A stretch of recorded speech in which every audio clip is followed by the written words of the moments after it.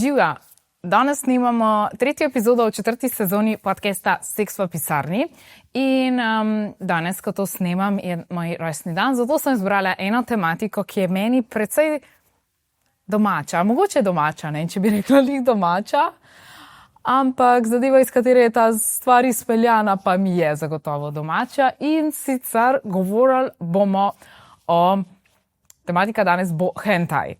Nekateri že veste, kaj to je, nekateri ne. Zakaj sem rekla, da je meni to domače? Zato, ker sem ljubiteljica animejev in mang. Zdaj, kaj se tle dogaja? Dostikrat se zgodi, da komu povem, da sem ljubiteljica mang in animejev in se avtomatično zgodi, da potem mislijo, da pač jaz sem tudi ljubiteljica hentaja. Za tiste, ki ne veste, kaj je to, danes vse razložim. Upam, da bomo posneli lahko še kakšno epizodo s kakšnim malo bolj ekspertom oziroma strokovnjakom na tem področju, ki se ukvarja z dotično kulturo. Ampak ja, danes si bomo malo pogledali, kaj je to, kakšne zvrsti so, iz česa je sploh to prišlo, tudi izvor besede hentai. Tako da ja, čaka nas ena zanimiva, zelo sodobno popularna zadeva.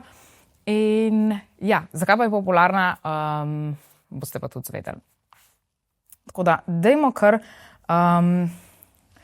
pogledati, kaj sploh pomenijo te tri pojmi, ki sem jih zdajle povedala, se pravi manga, anime in hentai.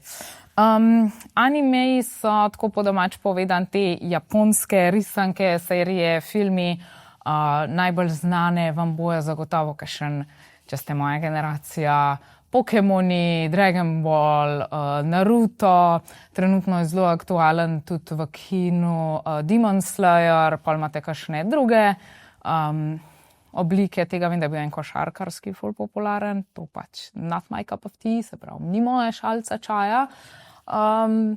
In ja, se bi lahko še naštevala, ampak ne bom. Če vas pa že zanima, všeč mi je tudi Spy Family. Okej. Kaj je pa manga? Manga je pa v bistvu ta japonski strip oziroma pač risane zgodbe. Kaj je tle zanimivega? Bere se v drugo smer, se pravi od odzadaj naprej po naše. Hentai je pa v bistvu kar neka pornografska različica tega vsega, kar sem naštela.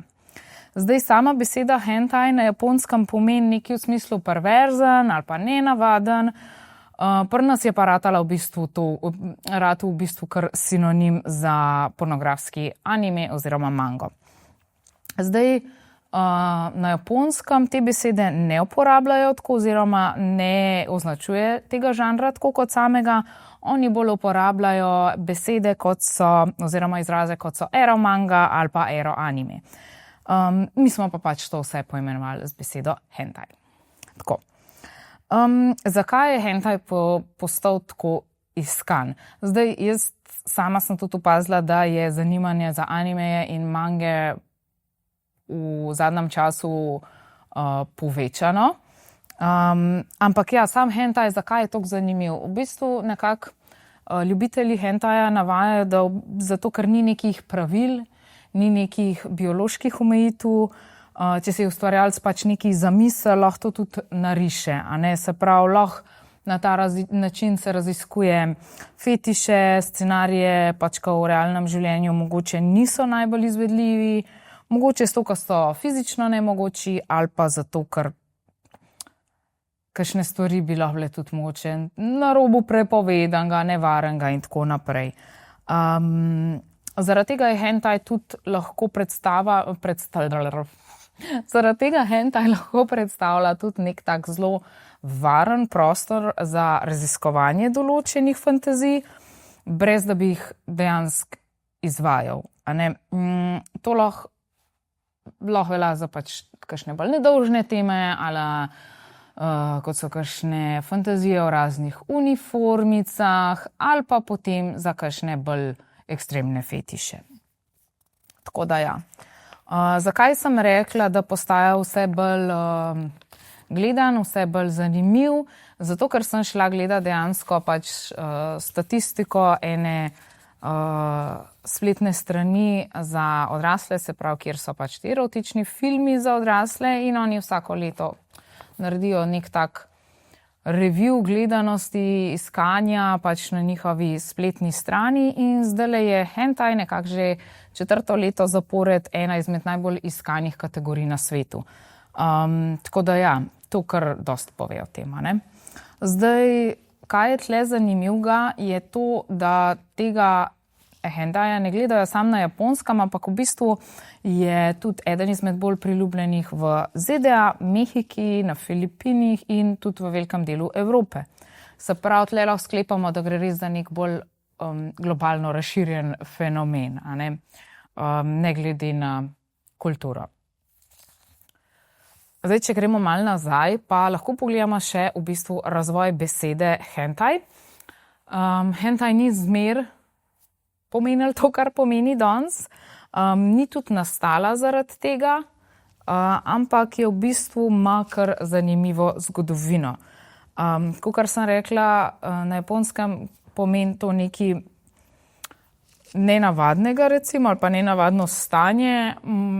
Z večjimi besedami bi lahko prevedali, opisali to besedo, ampak ja, lahko pogledamo pa tudi malo po obdobjih.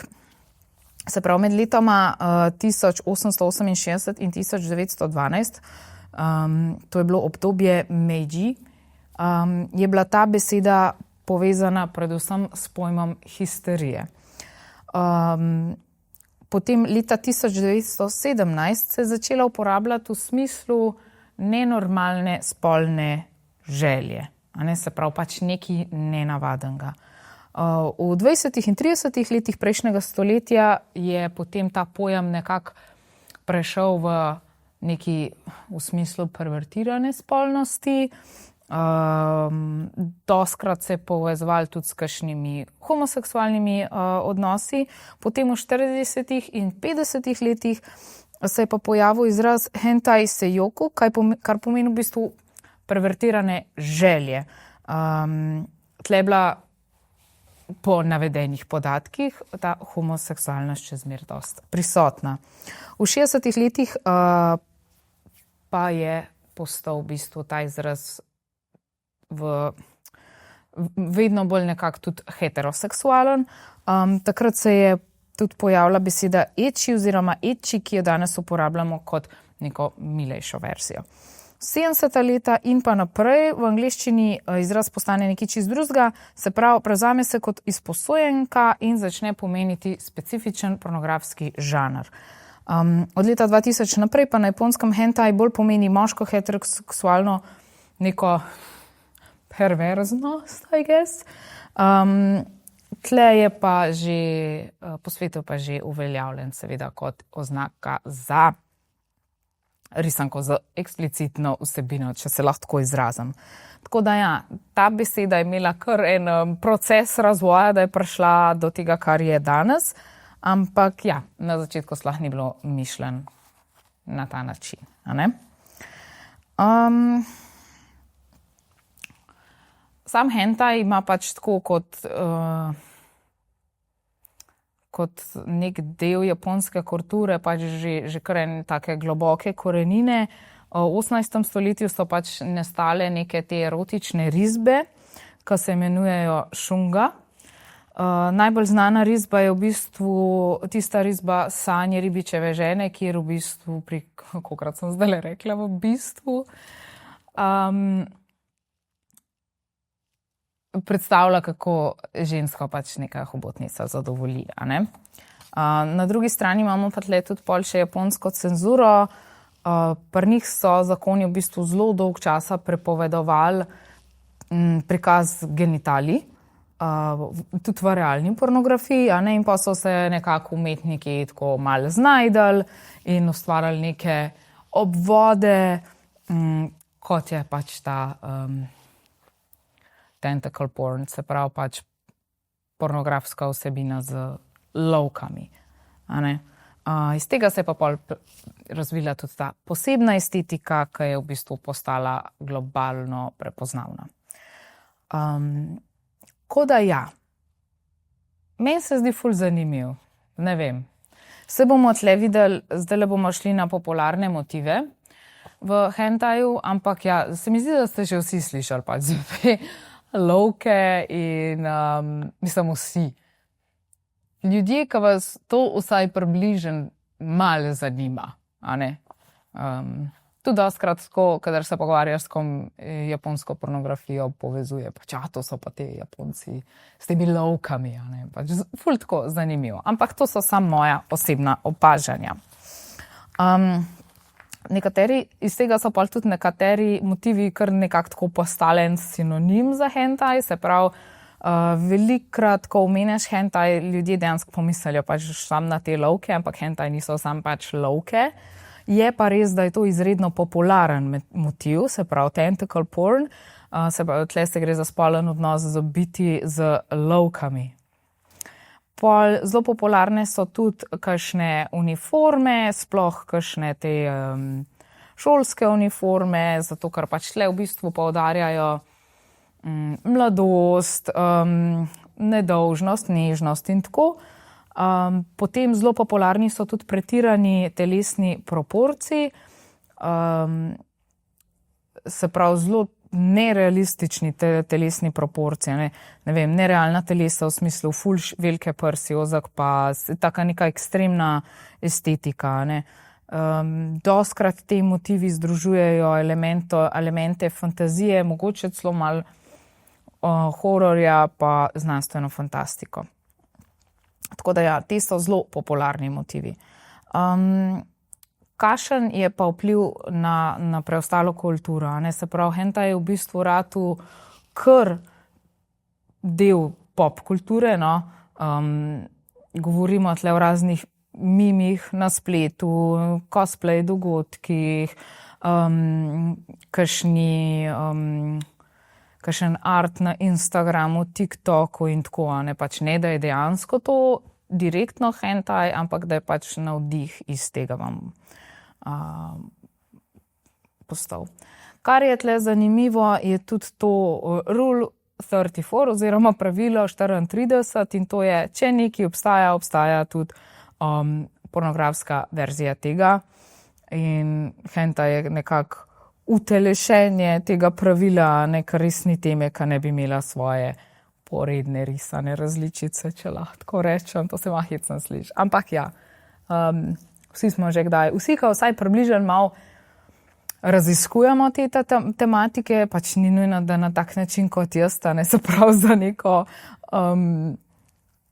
znanje ali pa potešenje radovednosti, ampak mogoče tudi kdo, ki kdaj pogleda pornofilm, lahko naleti na kakšne verzije znanih filmov, risanih filmov, se pravi verzije, pornografske verzije tega, ne. Prej smo govorili o popularnih motivih v hentaju, zdajle bom pa pač naštela še nekaj različnih teh žanrov in njihova poimenovanja. Jaz sem se potrudila to poiskati, zdaj, če bom narobe izgovorila ali pa če bom se zmotila, ste vsi, ki ste bolj strokovnjaki na tem področju, lepo vabljeni, da mi pomagate to popraviti, ampak gremo. Se pravi, imamo yaoi pa yuri. Prvo je ljubezen med moškimi, drugo je pa ljubezen med ženskami. Potem imamo bakunju in hinju, to so ekstremne razlike velikostva prsi, se pravi, to prvo je, da so tako, kot sem govorila, tiste izredno neproporcionalno velike prsi ali pa pač zelo majhne prsi, a ne. Pač tle so ekstremne razlike. Zelo popularen žanr ali pa zvrst žanra je tudi catgirls, oziroma to so ženske, ki imajo mačje ušesa, mačje repke. Potem futanari so ženske z moškimi genitalijami. Pa imamo NTR, to mi je bilo ful zanimivo v bistvu, nezvestoba in ljubosumje kot fetiš, to je tudi bil žanr. Potem je after sunburn, direktni prevod bi bil po sončni zagorelosti. Sunburn, je tako, da te sonce opeče, no? Ampak fetišna linija od kopalk in zagorelo kožo. Se pravi, dejansko se pojavlja to, da se vidijo ne pač te črte od kopalk in to. Pol tik stegna in zadnjice, sprav, da so zelo poudarjeni telesni deli zadnjice, zelo take in stegna, ne, zelo napete, široke, sočne, camel toe, silhujete skozi oblačila, se pravi, sploh spodnjih hlačk, da se vidi obris vulve. In pa omoraši, kar je pač uriniranje kot žanr. Imamo tudi crossdressing, se pravi, da recimo v moških ženskih oblačilih in tako. Pol je pa še par takih, ki so v bistvu kar na neki taki kontroverzni strani in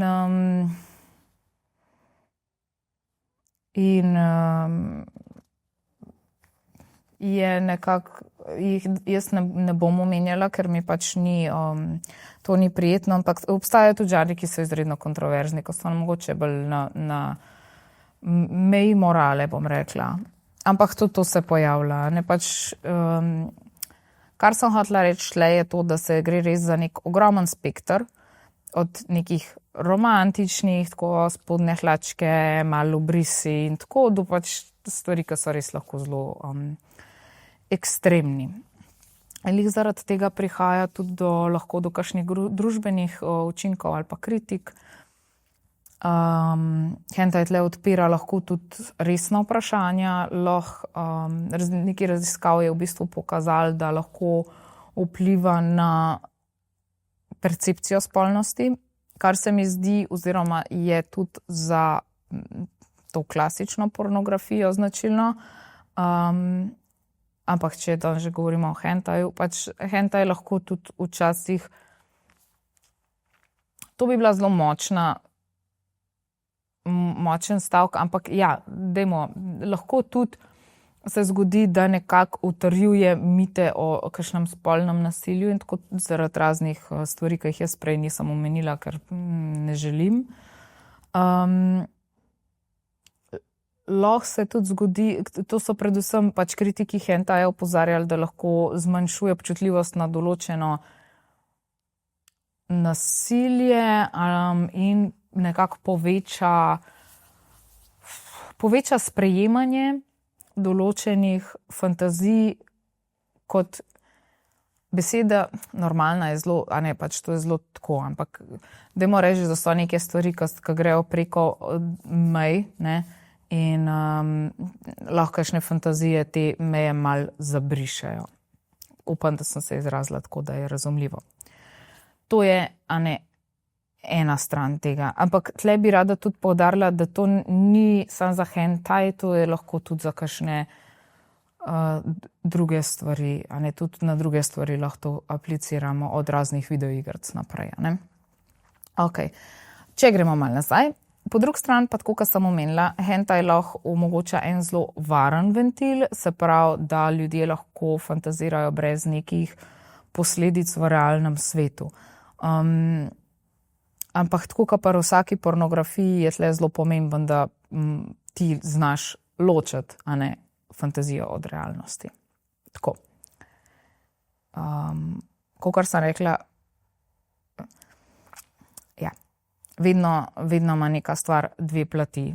Mislim, vedno, recimo, da skoraj vedno. Ampak ja, to je to na kratko, kaj je v hentaju. Kaj je hentai? Zagotovo bi se dal povedati več, ampak jaz sem dobila 2 vprašanji pol še tle, pa še review izdelka imamo in tako naprej, tako da dajmo iti kar naprej. Zakaj bi, vprašanja poslušalcev, zakaj bi komu bile sploh všeč te lovke? Ok. Tle preden nadaljujem z odgovorom, bi rada povedala, da sem imela eno kratko tematiko tudi z eno našo promotorko, ki je prišla na podcast in sem dala potem ta izsek o lovkah in mi, da smo imeli bolj vprašanje seks z vesoljcem. Mi, da smo imeli in ta odsek sem tudi potem delila na socialna omrežja. Jaz nisem mogla verjeti, oziroma lahko sem verjela, da na tistem socialnem omrežju pač so se ljudje vsul s takimi komentarji, ampak dobro, internetni junaki so vse povsod. Pa ne vsujejo, niso se vsul sam tam, ampak tudi kje drugje. Tako da ja, zakaj bi bile komu sploh všeč te lovke? Ja, zanimivo vprašanje. A ne, lovke so predvsem popularne zato, ker predstavljajo neki čist izven realnosti. Pač, kakor sem rekla, v hentai kulturi se je to pojavilo zaradi te cenzure, ampak in ja, so najdel pač nek obvod moških genitalij s temi lovkami. In iz tega ven se je pač razvil poseben fetiš, nekaj tujega, nekaj nezemeljskega, nekaj, kar ti v bistvu lahko ponudi občutke, ki v realnem svetu tega ni. Pa če bom dobila kakšen argument, ja, se so hobotence, pa da iz hobotenco, ker včasih dobiš tak argument, ne glede na komentarje, ki so bili pod tistem, ljudje rečejo marsikaj, ampak dajmo to na stran, pa pač rečemo, da ne. In tle gre predvsem, zakaj je ljudem to všeč, zakaj mi je to tako zanimivo, gre se bolj za občutke, pač neke fantazije, neko skrivnostnost, tist feeling oziroma občutek, da raziskuješ nekaj, kar je izven običajnega. Pač meni se tudi lovke zdijo izredno zanimive se mi zdijo zaradi oblike, izredno se mi zdijo zanimive, ker pač lahko migajo in to, in pač ja, imajo neko privlačnost vse. To ne pomeni, da so ljudje, da se vzburijo, ko vidijo hobotenco ali pa ligne ali pa karkoli pač lovke že ima, ampak enostavno pač fantaziraš v nekih drugačnih občutkih. Drugo vprašanje, ki bi bilo, je, a imate kakšne igračke, ki so bolj fantazijske, pa ne samo klasične? To se ful lepo navezuje na review izdelka, za katere sem izbrala, da vam jih danes izpostavim, ker se mi zdi pomemben, da ljubitelji takšnih stvari veste, da tudi mi imamo te stvari. Tle bom iskreno povedala, da enega izmed teh izdelkov jaz pač ne moram probati, ker nimam penisa, ta drugega imam pa na wish listi in ga še nisem sprobala. Hint, šefi. Se pravi, bom izpostavila izdelke, ki so primerni za moške, in bom izpostavila izdelke, ki so primerni za ženske, za tiste, ki vas zanimajo bolj te hentai vode. Ta prvi izdelek bi bil, oziroma, ja, bo kar linija, ker so 3 izdelki, 3 različni modeli, se pravi, to ima znamka Flashlight. Flashlight je v bistvu zelo znana znamka po svojih Flashlight Girls. Oni imajo odlitke vulv, znanih pornozvezd, imajo pa tudi odlitke od pornozvezd moškega in ženskega spola. No, tako, pa znani so potem, da so razvili izredno dober material, ki je pač naj bi bil najbolj podoben pravi stvari. Noter ima pa potem vsaka svoje različne. Zakaj izpostavljam to znamko? Zato, ker oni so ustvarjali 3 masturbatorje, ki so v bistvu Flashlight Fantasy, in te 3 so tako, kot da bi bili, kot so Flashlight Girls, ki je pač slika te pornozvezde, tle imaš pač slikco zraven od neke anime, njihove pač te junakinje. So 3. Ena je Lilith Fukumoto, to vam tudi tle, da vam jo pokažem, za tiste, ki gledate. Tako, takole, evo jo. Upam, da se vidi, se pravi, vsaka od teh ima tako različno teksturo, ta je najbolj taka fetišistična, ali kako bi temu rekli. Potem je pa še tle še Saša. Saša je, že vam nimam tle za pokazati, druga junakinja, ta je Saša, kako ima priimek? Nakamoto. Ona je taka tipična anime waifu estetika, zakaj se tle gre, pač, da je taka, tega izraza žal nisem razložila, tako da se opravičujem, ampak ja, pač ima take roza lase, je taka igriva umetniška osebnost. Ona ima pa noter, noter je taka tekstura, kot da bi bile vnes sesalniki od lovk. Ampak vnaj pač taka, kukar je tale Lilith bolj taka dark, je Saša ful bolj taka živahna, roza laske in tako lase. Ta zadnja, ta pa mislim, da je tudi najnovejša, je pa Evi ali Ivi, ne vem kako se naglasi, Akajašija. Ona ima krajše rdeče lase, malo temnejšo polt, zelene oči. Kaj je zanimivega pri teh treh je to, da dejansko imajo svoje X račune, se pravi, kaj bi to včasih Twittera, ne? Jaz nisem toliko v tem X-u in Twitterju in to, ampak imajo te in dejansko greš lahko pogledati. Ne vem, če nimajo celo neke kot pogovore ali neki tako pač animirane in to. Tako da ja, to se mi je zdelo ful zanimivo za tiste pač, ki vam je to cool. So tudi masturbatorji Flashlight Fantasy linija. Za ženske, ki vas pa hentai zanima, bi pa izpostavila dve znamki in sicer Creature Cox ali pa Epic. Meni je Epic bolj blizu, zato ker je mogoče bolj cenovno ugodna.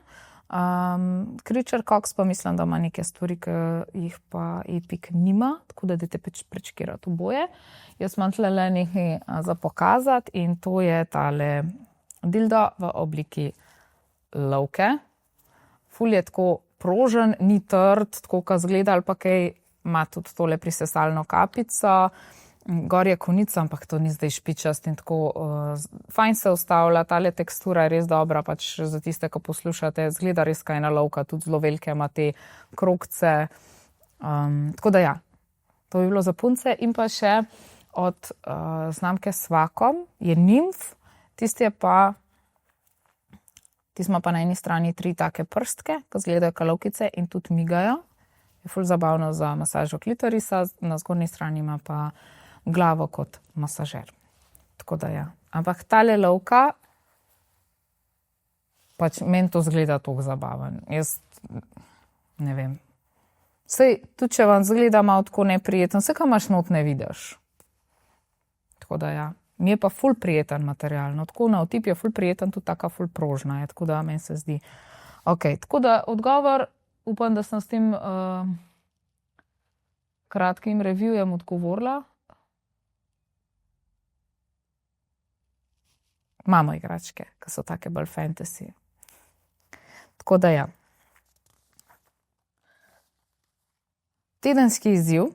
A se jih kaj držimo, jih kaj delamo. Zaenkrat še nimam nobenega feedbacka, ampak ja, tedenski izziv bo pa da. Dajte malo raziskati, kire fantazije vas vzburjajo. Spet lahko naredite to v paru, lahko naredite sami, ampak ja, dajte malo pogruntati, kire fantazija vas najbolj pritegne. Ni nujno, da je pač to nekaj zdaj iz tega hentaja, ampak lahko tudi je. Namen je, da spoznaš svojo domišljijo. Se mi zdi, da včasih ker nekako postanemo rigidni in pozabimo raziskovati svojo domišljijo. Ampak ja, dajte malo pogledati, dajte se malo potopiti v svoj fantazijski svet, v svoj domišljijski svet, kaj vas vzburja na mentalni ravni. Tako da ja. Ok, čaka nas še fun fact in sicer na Japonskem obstaja na Japonskem obstaja en izraz in to je nijikon, kar pomeni dvodimenzionalni kompleks. Nijikon mislim, da je okrajšano.